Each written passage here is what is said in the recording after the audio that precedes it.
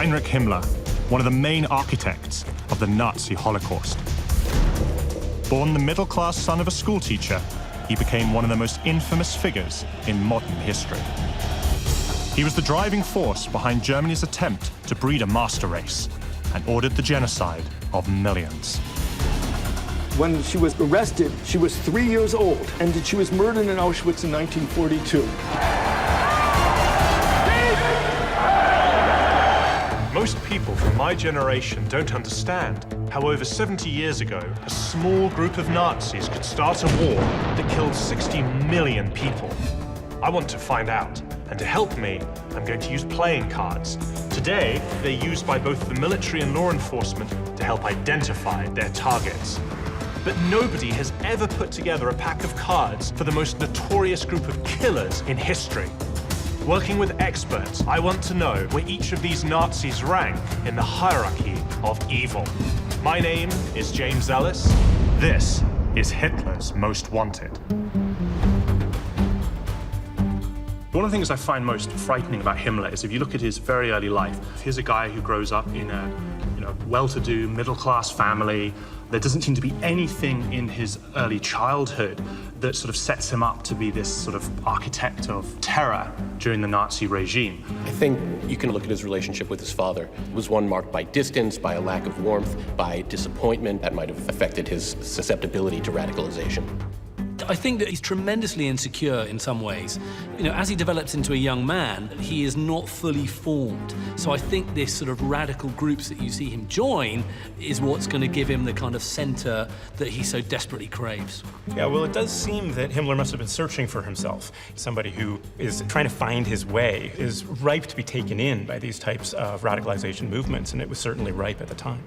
I still think there's a big leap between coming into an environment with radicalized politics and then ending up as one of the key players in the Nazi system of terror, repression, and mass murder. So, exactly how did he make that leap? The answer lies in the original seat of Nazi power in Germany, Munich. And that's where I've come to. What I'm trying to understand is how Heinrich Himmler, how he became so radicalized. Well, it all happened in Munich. I've met up with freelance journalist Michael Tramer, who covers the activities of the far right in Germany today and knows its history well. It was here in Munich that the young Heinrich Himmler began his descent into darkness. Himmler was only 19 and the son of a schoolteacher. He had been too young to fight in the First World War, but found himself in the heat of the action in the aftermath of the German defeat. Wow, cool-looking building. Michael takes me to a place that was vital to the political development of a young Himmler. A beer hall. Beer halls were very popular, crowded places, loud, predominantly men enjoying beer, enjoying the night, and also listening to political talks and slowly radicalizing themselves. So this was really a place that people met to hear about politics, to discuss politics, but also they'd come into contact with major far-right leaders such as Hitler. Most definitely. In 1921, Hitler was leading the fledgling Nazi party. Across Munich's beer halls, he railed against the Jews and the communists, and found an audience among students and the unemployed. Among them was Heinrich Himmler. In a time of crisis after World War I, it became quite common to blame Jews for all the hardship that had befallen Germany. And anti-Semites blamed Jews as being loyal only to each other and to their international interests. So the idea spread that Jews in high finance had betrayed Germany for their own ends. We often find that individuals who feel disenfranchised from society are often searching for themselves, searching for meaning, and having a difficult time doing so. They find a scapegoat group to be able to blame for their problems. It's easier than to search inwards. So how did Heinrich Himmler get involved with the Nazi movement? He was a really talented dancer, actually, and participated in group dances, and those were also held in beer halls. He became a Nazi through dancing. That's how he made contact with fascists. A dancing Himmler is a strange image to conjure, especially when you consider that many of the men around him were veterans of World War I. Militarism was a big part of German culture at that time, I believe. You're right. Militarism was really important. It pretty much painted a picture of the ideal man back then. Himmler had a fascination for military from very early on. A defining moment in Himmler's youth was the fact that he was too young to enlist in World War I. His brother served, and Himmler resented that he didn't have the opportunity to prove his worth and serve as well. Eager to rub shoulders with real war heroes, Himmler signs up for the Nazi Party in 1923. Just a few months later, he takes part in Hitler's attempt to overthrow Bavaria's democratic government in what became known as the Beer Hall Putsch. Himmler is nothing if not ruthlessly ambitious, and he knows that if he's going to rise within the Nazi Party, he needs to, attach himself to the coattails of one man. That's Adolf Hitler. And where was Himmler at the time of the coup? He was actually right here in the Lebensborn Keller. Right here? Well, maybe not on this exact spot, But but in this hall. actual beer hall? Yes. Wow. It was in this beer hall, nearly 100 years ago, that Himmler joins the front line of a dangerous new political movement. So during the 1923 beer hall Putsch, it must have been filled with hundreds of people, many of them heavily armed, all waiting for the orders to go and take their objective in the city. And for Himmler, that was a huge moment because this was his first significant involvement with the Nazi Party. Yes, this was the moment for Himmler to prove that he's a soldier, that he's fighting for the cause.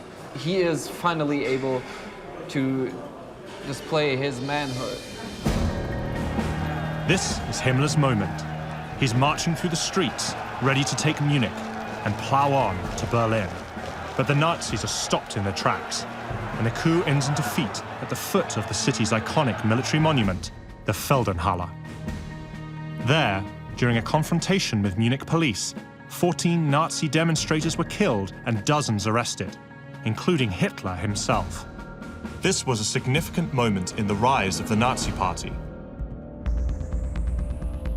one that continues to resonate with far-right supporters even today.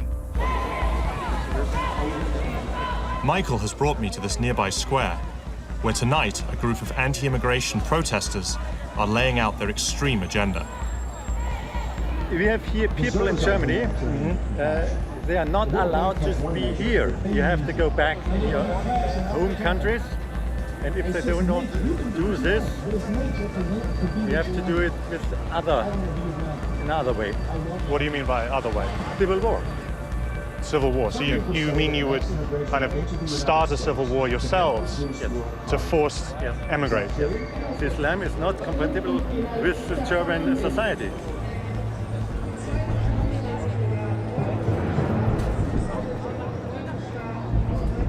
For us to be in the 21st century and these people to say that now it's looking at a time of violence, that to me is extremely disturbing and very frightening. And if we don't remember our history, we don't remember the lessons of the past, it could be a catastrophic moment for us. The parallels between what I've just heard and what happened here over 70 years ago are unmistakable. What was so frightening is he was talking about violence and a coming civil war in Europe. He has made really clear in statements saying over the microphone, I just in general don't like Muslims. I can't help myself, but I don't like them.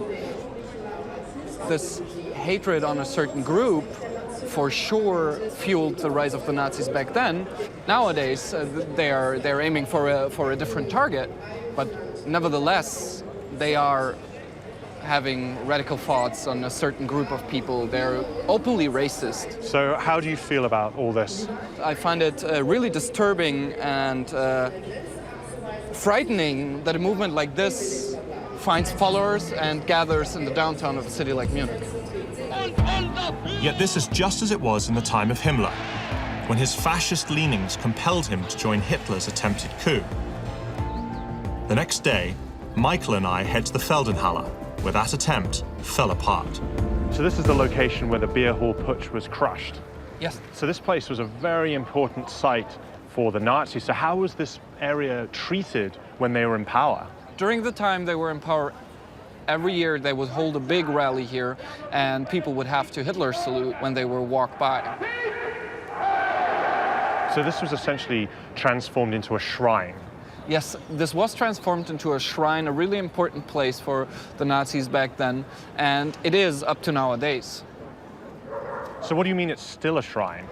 Well, during a far-right rally down the road, a group of 10 split off the rally, walked over this place, marched up the steps, stood there, chanted "Hasta la vista, antifascista," and did an almost Hitler salute.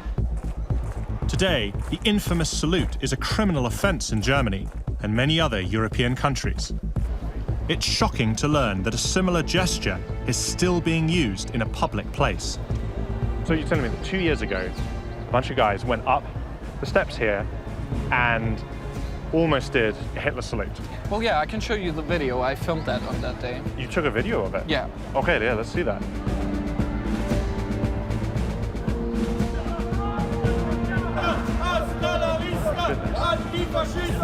That's unbelievable. You can see the video here. The group was standing up there in front of the statue, chanting, and here you see the guy doing the Hitler salute. Yeah, I see him there. On my quest to figure out where Heinrich Himmler fits into Hitler's inner circle, I've been sidetracked by the fact that neo-Nazis are still gathering in Munich 70 years after the war ended. Yes, my goodness. It's an unsettling reminder of how young people can be seduced by far-right ideology, just like Himmler was back in 1923. That must have been bone-chilling to experience that. Yeah, it was a pretty devastating moment. Munich police was criticized for not stopping the people to go up there, because usually, or it is in general illegal to demonstrate up on that plane. I imagine if you were traveling to Munich and you didn't know its history, you would never make that connection, because this is a 19th century looking building. It doesn't scream out to me as being something that would be used as a far-right or former Nazi shrine. No, you're right. Most people here probably don't know that much about the historic meaning. After the Nazis' attempted coup was stopped here at the Feldenhalle, Adolf Hitler was sent to prison. But Himmler emerged unscathed and hungry for more. When it came time to charge people for involvement in this attempted coup, they found that there wasn't enough evidence against Himmler to actually charge him. This became an opportunity for Himmler, because as some of the Nazi elite were in prison, Himmler was able to take on an organizing role and a role of spreading and disseminating information. In 1927, Himmler becomes party leader in Lower Bavaria. Soon after, he is appointed as head of the Nazis' elite bodyguard unit, known as the SS. He quickly expands the force to gain more power within the party. He gives speeches about Jewish conspiracies and helps to popularize the idea of Aryan supremacy, a master race dominated by blonde, blue-eyed Germans. So in this context of this racial theorizing, people start thinking of Jews not so much as a different religious group, but as a different people, as fundamentally alien and other. For the next leg of my journey, I'm heading to the town of Steinhöring, east of Munich, to meet a woman who understands better than anyone how Himmler's beliefs about racial purity were taken to the extreme. Wow, this must be the original gate to this place. Look at that, the SS emblem. Really creepy. This is the site of a terrifying secret program created by Himmler himself, known as Lebensborn. I'm James. Very nice to meet you. Gisela Heidenreich was a product of this program. What happened to her was so traumatizing that she is now a family therapist. This was the first Lebensborn home. The institution was founded by Himmler in 1935, and then he built the first and the biggest home here. It's a legacy she has been forced to live with her entire life. The Lebensborn program was actually Nazism and racial theory put into practice. It was essentially a breeding program for members of the SS to impregnate someone who was statuesque, blonde, looked very much the kind of wholesome woman that Nazis so liked. The idea was to breed as many perfect Aryan specimens as you could. Why? Because it was felt that that type of human being was better than a human being from another racial group. It was as simple as that. It was pure racism. Heinrich Himmler took a special interest in the program. He ensured the mothers were screened for their racial suitability. It's even believed he considered himself the godfather of any child born on his birthday. And he ordered all SS officers to procreate for the nation, with a minimum of 4 children each. And if you didn't have 4 children? He could have illegitimate children out of the marriage. Right. Because he said, we can't spoil this precious German blood. So the Nazis were selecting people to come here based on racial characteristics. Yeah, exactly. But definitely it was the other side of Holocaust. And there's a dark reality to Gisela's intimate knowledge of these events. My mother was a tall blonde woman and my father was a tall blonde SS officer.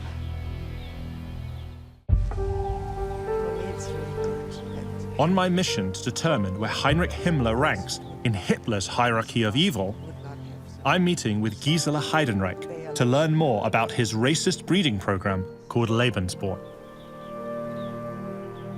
So what was it like for you finding out that your father was an officer in the SS? It was horrible. I don't want to be produced by a man who killed others. I felt suicidal. Really? Really. Gisela was born after her mother had an affair with a married SS officer. Himmler encouraged all his officers to do this, to produce as many Aryan offspring as possible. He set up Lebensborn homes to house SS babies all across Nazi-held Europe. Some 8,000 illegitimate children were born in Germany and another 12,000 in Norway. But after the war, those children had to grow up with the stigma of their birth.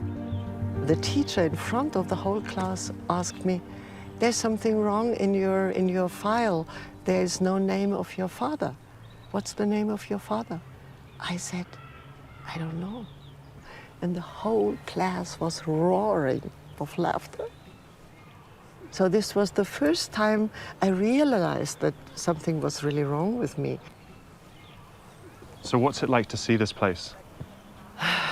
It's shame and fear and how could they do this? How could they try to produce special people who should in the future represent Germany? Yeah. And this makes me sad and feeling guilty because I really feel I'm part of this whole system. Aryan breeding may have been the program's primary focus, but Himmler took it even further. The Lebensborn program wasn't just there for SS men to impregnate ideal Germanic women. It was also in the business of child kidnap. So when the Nazis took over various territories, you would have SS employees who would look around these villages and towns in places like Poland and the Ukraine and look, oh, there's a blonde child, a proper Aryan. So we'll just take him from his parents, take him back to Germany, give him a German name, make him fostered by a nice German family, and that's another Aryan to add to the mix. It was an absolutely evil thing to do. There were more than 200 children here. More than 200 children here? Yeah, they put all the children in here who they collected from the other homes. Lebensborn is one of the whole horrible mixture of the criminality of Third Reich. And there was nothing good about it.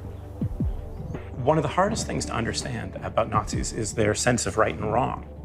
Many of them truly appeared, at least, to believe that their atrocious behaviors were, in fact, right, were justified. The idea of this place is so absurd. Himmler created the Lebensborn program in an attempt to create this mythical Aryan master race. Yet Himmler himself looked nothing like the tall, blonde-haired, blue-eyed ideal he and the Nazis were obsessed with. Gisela has really opened my eyes to the vile way Himmler's racist agenda destroyed so many families. But his Aryan ideology didn't end with racial purification. When Hitler and the Nazis came to power in 1933, Himmler's SS was already a force to be reckoned with. Soon after, Himmler took control of Germany's internal security and policing. Under his leadership, the SS began to crack down on all dissenting voices, including communists, Jews, church leaders, anyone who spoke out against the party. This was all part of a master plan to fundamentally change the social fabric of German society. I'm headed to the forests of Westphalia, 440 kilometers west of Berlin, to learn about Himmler's ultimate goal. And it all played out here at Wewelsburg Castle, the spiritual home of the SS. What Himmler wants to do with the SS is to build it up into this elite unit, to be the model of northern Nordic Aryan manhood. Tall, blonde, athletic, intelligent, and Himmler really wants a castle, a Camelot, if you like, for my knights. Who are his knights? Members of the SS. And when he sees Wewelsburg, it just ticks all the boxes. Himmler imagined Wewelsburg as a luxury retreat for SS leaders, where they would immerse themselves in Germanic legends and folklore. Today, the castle is a museum about the horrors the SS committed. Yeah, maybe we go to the uniform. Sure, let's do that. Marcus Moores is the curator. It's very striking. What was the significance of having a black uniform like this? The black uniform should show the SS as an elitist part of the Nazi movement. The SS uniform is one of the most iconic symbols of terror from World War II. It was designed to instill fear and make Himmler's officers feel superior. Himmler once boasted that the sight of an SS outfit was enough to make people fall ill. The purpose of the SS is to exert violence, and this is, of course, a symbol of this violence. I know it's just a uniform, but just seeing this thing up close and knowing what it represents, I just can't help but feel disgusted by it. Rather than destroy this history, Marcus is determined to keep it alive so others don't forget. Oh, wow. They often play host to school groups who come here to learn the truth about Nazism. I feel like I'm in a medieval hall. What is it?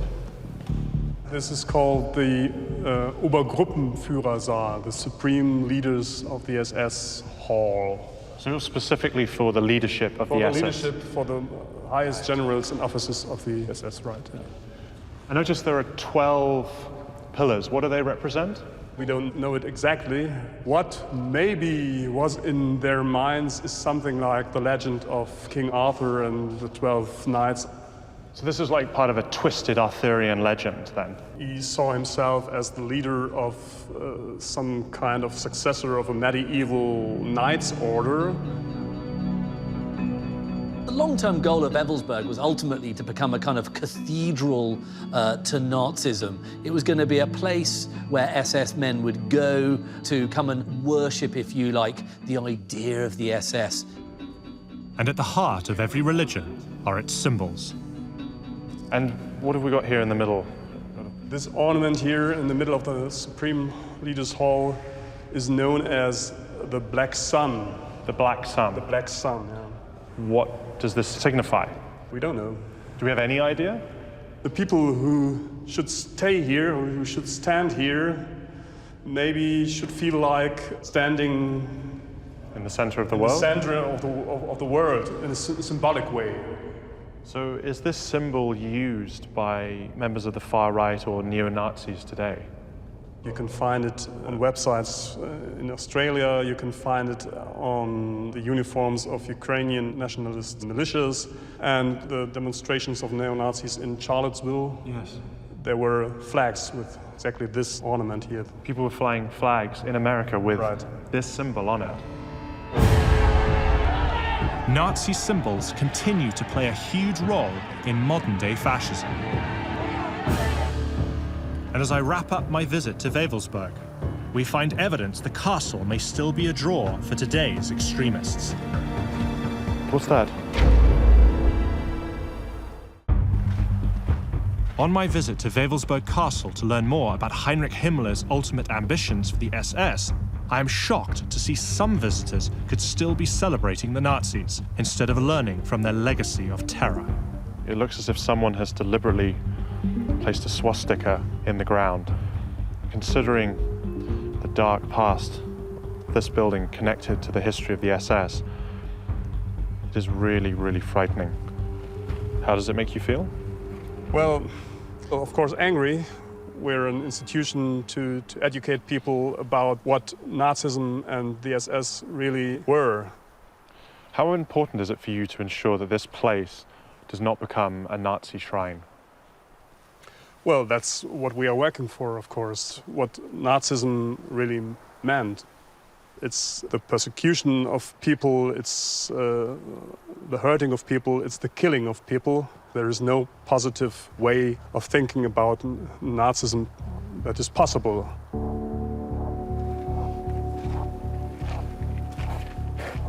Himmler's use of Wewelsburg as a cathedral to Nazism may well be disturbing. But his twisted beliefs took on another, far more horrific form. And that's where I'm going next, to the site of where some of the worst crimes in history were committed. So I've never actually been to a concentration camp before. Okay. This is my first time to one, and I know it's important to be here, but I'll be completely honest, I'm not looking forward to it. Yeah, lots of people say the same thing. It's, even now, so many years later, it's still a very haunting place. Yeah, lots of people have a very strong... Alexander Pearman is an archivist working at Dachau's memorial site, 30 kilometers north of Munich. Needless to say, I can totally empathize. This expression is very famous, so can you just tell me what it means and why it's here? As you say, very iconic. Arbeit macht frei, so work will set you free. Dachau was the first Nazi concentration camp set up by Heinrich Himmler. The Nazis, actually in the early days, publicized the opening of the concentration camps. Really? They tried to create an illusion. They said, so we're taking the bad people that are responsible for all the unrest in Germany before we took over. Yeah. We're going to put them in these concentration camps, and through hard work, we're going to reform them. So it was like an elaborate prison system to reform people who were seen as being undesirable to the nation.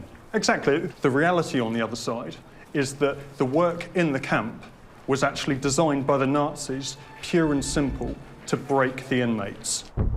Himmler was the key figure in establishing how they were designed and how they were run. Himmler creates a whole new unit of the SS, the Death's Head units, that are there to run the concentration camps. This is absolutely a key part of the way Himmler builds power. He's in charge, he puts his placemen in charge of each of the individual camps, and they report to him. It's very eerie. Absolutely. This is what was called the Appellplatz, so the roll call square, and this was designed to make the inmates feel very small, very insignificant, and to intimidate them. So this area could actually hold a capacity of 40,000 inmates at one time. 40,000 people right in front of Exactly. us here. Exactly. It must have been absolutely terrifying to be in here. This is where sadistic SS guards gathered their prisoners for roll call before they began a 12-hour day of forced labor. Anyone who disobeyed was severely punished. What is this place? So this was then called the bunker. This was the prison within the concentration camp. What does that mean? So that means, for example, that certain inmates that were seen as having broken the rules would have been put here. There were cells then where inmates could be deprived of light, of warm food. There were certain cells that were standing cells. The inmates wouldn't have been able to sit or lay down. So you had to stand. Exactly. Like, how long are we talking time period there? Between a day and 36 hours. A day standing up? Yeah, it would be very hard physically.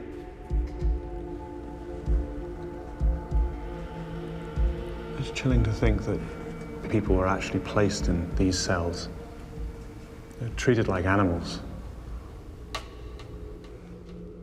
After Germany invaded Poland in 1939, the flow of prisoners to Dachau steadily increased, and the camp was expanded. What is this place? This is a reconstruction of what the barracks would have looked like. How many people were living in this barracks? Later on in the camp, so the period 1944 to 45, each dorm would have 500 inmates. Disease was then rife. The inmates, their only worth was what they could offer the German war industry. So people were literally driven into the ground. So basically this place was overcrowded, people were starving, and the SS was working them to death. So many people were dying, the SS decided to build a crematorium facility. That way, the bodies could be disposed of on site. It's just so barbaric. Under Himmler's direction, Dachau became the prototype. Himmler genuinely regards the people in his concentration camps as being less than human, the Untermenschen, the subhumans. And once you start regarding these people as being essentially like animals, you're happy just to use them as tools. Himmler oversaw the entire camp system, but he had a special interest in Dachau. It's where he ordered prisoners to build a large herb garden called the Plantation. Why did Himmler have a plantation built next to this concentration camp? He had an interest in herbal remedies.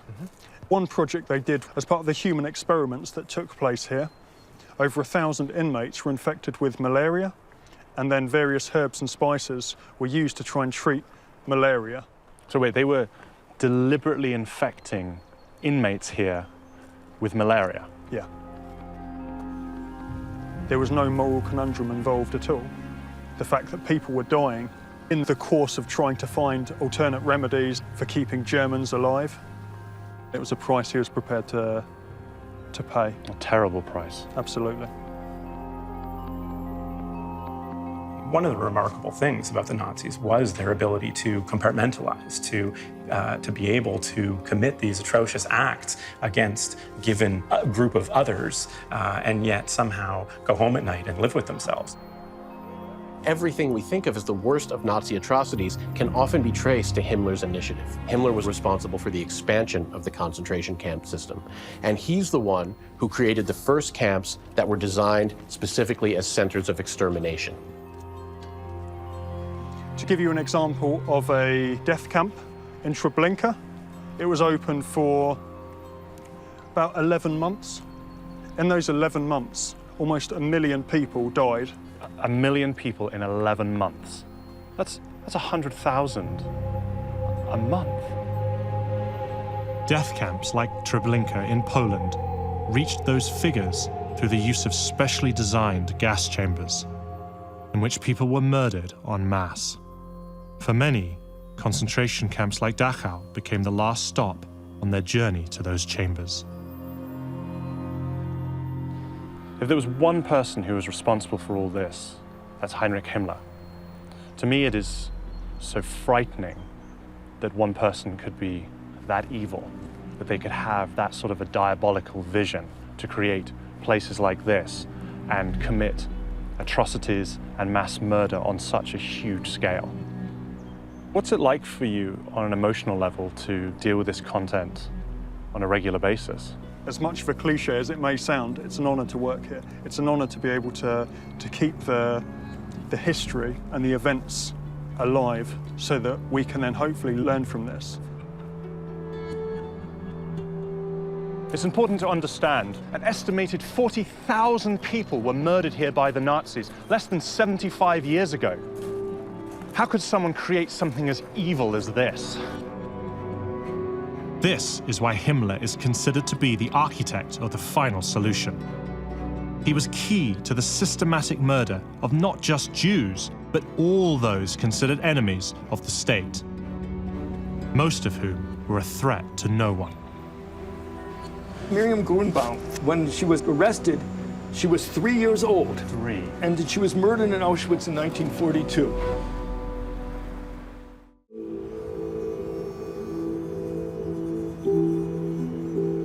So, James, what I'm going to show you are 13 Stolpersteine, stumbling blocks. On my mission to determine where Heinrich Himmler sits in Hitler's hierarchy of evil, I've returned to Munich. I'm here to meet journalist Terry Schwartzberg to learn about the world's largest memorial. Everywhere where the Nazis killed people, Jews, gypsies, homosexuals, there are Stolpersteine. And you'll see, you don't stumble over them, despite their name. You stumble upon them, and that's what we're about to do.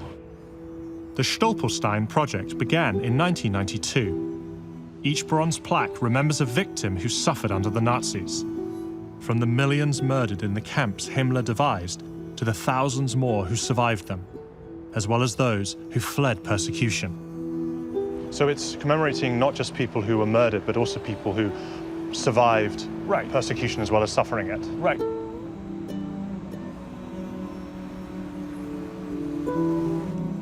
These Stolpersteine are for 3 Jewish families. This family, the Rosners here, as you can see, mother, father, 4 children. Look here, over here if you can. Miriam Grunbaum, when she was arrested, she was 3 years old. 3. 3 years old. And she was murdered in Auschwitz in 1942. I mean, I have children. How can you murder children? How can you murder a 3-year-old? I can't get my head around that. These people are completely innocent. Inspired by the Talmudic saying, a person is only forgotten when his or her name is forgotten, the stones evoke the memory of those the Nazis attempted to erase. Once a stone is complete, it's placed in the ground in front of the victim's home. Each one begins with "Here lived." Stolpersteine are not just a project of commemoration, but we're a family. A family comprised of the victims, comprised of their descendants, their families, comprised of the people who donate the stones, the people who research the stones, and the people who come and learn about the Holocaust by stumbling upon, not over them, but stumbling upon these Stolpersteine. Terry and other volunteers regularly polish the stones so they don't vanish from sight.